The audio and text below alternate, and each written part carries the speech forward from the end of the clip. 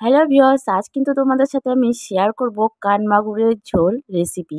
আর আমি কিভাবে বানাচ্ছি সেটাই কিন্তু তোমাদের সাথে আজকে শেয়ার করব। তোমরা এইভাবে ট্রাই করলে কিন্তু দারুণ হবে খেতে গরম গরম ভাতের সাথে।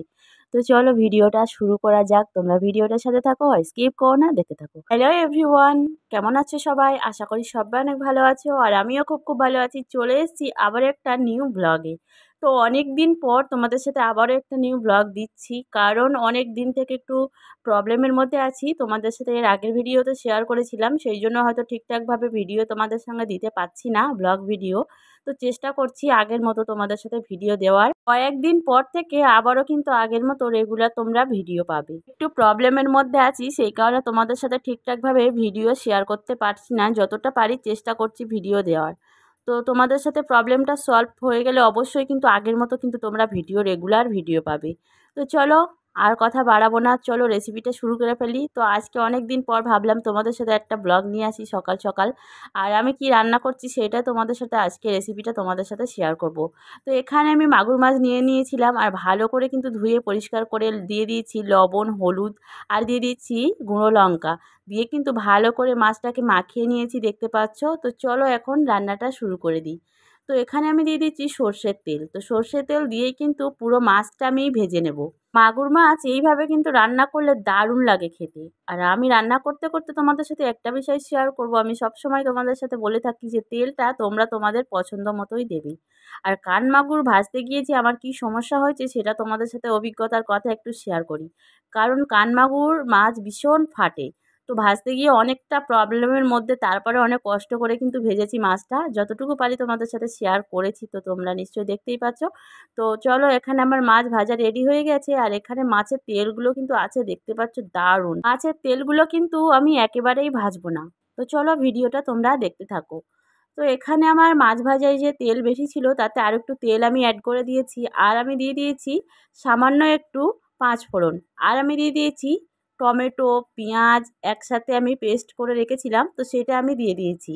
তারপরে আমি দিয়ে দিচ্ছি আদা রসুন বাটা। তো এখানে আদা রসুন বাটা তোমরা নিয়ে নেবে।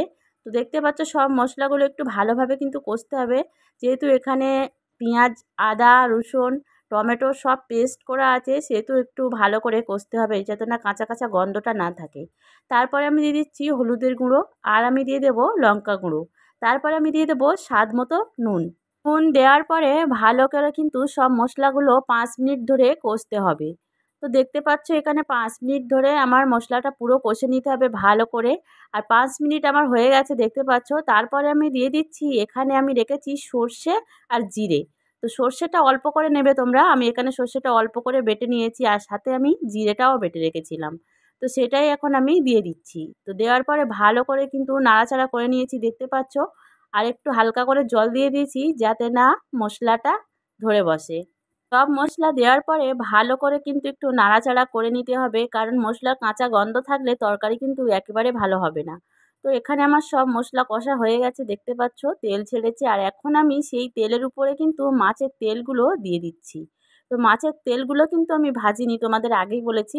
তো মাছের তেলগুলো আমি দিয়ে দিয়েছি, আর তারপরে কিন্তু ভালো করে নাড়াচাড়া করে নিচ্ছি, দেখতে পাচ্ছ তেলগুলো সুন্দর করে কিন্তু সব মশলার সাথে যাতে মিশে যায়। ভালো করে নাড়াচাড়া করার পরে দেখতে পাচ্ছ সুন্দর একটা কালার চলে এসছে। আর একটু নাড়াচাড়া করব, করার পরে কিন্তু আমি সামান্য পরিমাণে জল দিয়ে দেব যাতে মশলাগুলো ধরে না বসে। সামান্য জল দেওয়ার পরে ভালো করে একটু নাড়াচাড়া করে দিয়েছি, দেখতে পাচ্ছ। আর কিছুক্ষণের জন্য এইভাবে কিন্তু আমি কষবো, কারণ তেলটা কিন্তু কি সুন্দর একটা কালার চলে এসছে, তোমরা নিশ্চয়ই দেখতে পাচ্ছ। এইভাবে কষা কষা মতো হয়ে যাবে। তারপরে কিন্তু আমি যে ভাজা মাছগুলো আমি রেখেছিলাম সেইগুলো কিন্তু একে একে আমি দিয়ে দেব। একদম সিম্পল একটা রান্না, তোমরা কিন্তু এইভাবে ট্রাই করতে পারো। তো আশা করি তোমরা ভিডিওটা লাস্ট পর্যন্ত দেখবে। তো চলো ভিডিওটা লাস্ট পর্যন্ত তোমরা দেখতে থাকো। তো এখানে আমি ভাজা মাছগুলো দেওয়ার পরে কিন্তু একটু নাড়াচাড়া করে দিচ্ছি। মাছের ঝোল একটু কষা কষা না হলে একেবারে কিন্তু ভালো হবে না। তো দেখতে পাচ্ছ কি সুন্দর একটা কষা কষা টাইপের হয়ে এসছে সব মাছ মিলে। তো চলো এখন আমি কিন্তু জল দিয়ে দেব। জল দিয়ে দেওয়ার পরে কিন্তু 10 মিনিটের জন্য ঢেকে কিন্তু রান্না করব। একদম লো ফ্লেমে রেখে কিন্তু আমি রান্নাটা করব। আমি এমনিতেই যে কোনো রান্না করলেও আমি খুব একটা জোরে কিন্তু দিয়ে কিন্তু রান্নাটা করি না। যে কোনো জিনিসে তোমরা একটু লো ফ্লেমে রেখে যদি রান্নাটা করো, রান্নার টেস্টটাই কিন্তু আলাদা হবে। তারপরে 10 মিনিট পর দেখতে পাচ্ছ তরকারিটা কি সুন্দর একেবারে ফুটে গেছে। আর এটা খুব বেশি ঝোল হবে না, আবার খুব বেশি মাখো মাখোও হবে না। তো একটু মাঝারি মতো থাকবে। তো দেখতেই পাচ্ছ ঝোলটা ফুটে গেছে কি সুন্দর। আর কালারটাও কিন্তু খুব সুন্দর চলে এসছে আর ফ্লেভারটাও দারুণ আসছে। তোমরা একদম এইভাবে কিন্তু ট্রাই করতে পারো।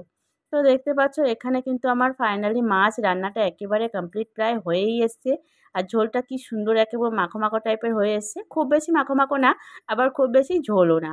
কি সুন্দর একটা কালার চলে এসছে। তো চলো দেখতে পাচ্ছ আমার রান্নাটা এখন রেডি হয়ে গেছে। তো চলো এখন আমি রান্নাটা নামিয়ে নেব।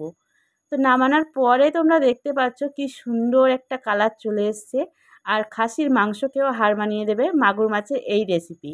তো এখন আমার রান্নাবান্না সব কিন্তু কমপ্লিট হয়ে এসছে। তো চলো এখন আমি তাড়াতাড়ি করে স্নান করে আসবো আর তারপরে কিন্তু খাবো দাবো সেটাও কিন্তু তোমাদের সাথে শেয়ার করব। আর কেমন হয়েছে সেটাও কিন্তু আমি বলবো। আবার আমি রান্না করেছি বলেই না, এই রান্নাটা কিন্তু তোমরা করে দেখতে পারো, দারুণ হবে খেতে। তো চলো এখন আমি স্নান টান করে আসি, তারপর তোমরা ভিডিওটার সাথে থাকো, স্কিপ করো না, দেখতে থাকো। তো ফাইনালি আমি স্নান টান করে একেবারে রেডি হয়ে গেছি, খেতেও বসে গেছি। দেখতে পাচ্ছ সব কিছু একেবারে রেডি করে নিয়েছি।